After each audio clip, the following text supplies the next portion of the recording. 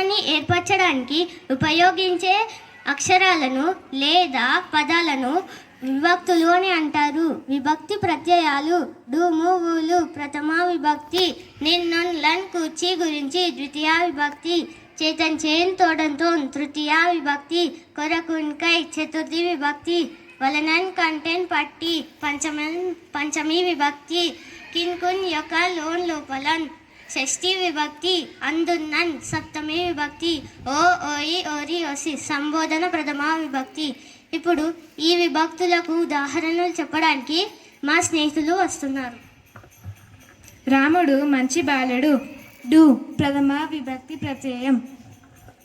తిలకమును ధరించిన వాడు. ను ద్వితీయ విభక్తి ప్రత్యయం. శ్రద్ధతో చదవాలి. తో తృతీయ విభక్తి ప్రత్యయం. గురువు కొరకు దక్షిణ. కొరకు చతుర్థి విభక్తి ప్రత్యయం. దొంగ వలన భయము. వలన పంచమి విభక్తి ప్రత్యయం. రాజు యొక్క షష్ఠి విభక్తి ప్రత్యయం. చెరువు నందు కలువలు ఉన్నవి. అందు సప్తమి విభక్తి ప్రత్యయం. ఓరి ఎక్కడికి వెళ్తున్నావు? సంబోధన ప్రథమ విభక్తి ప్రత్యయం.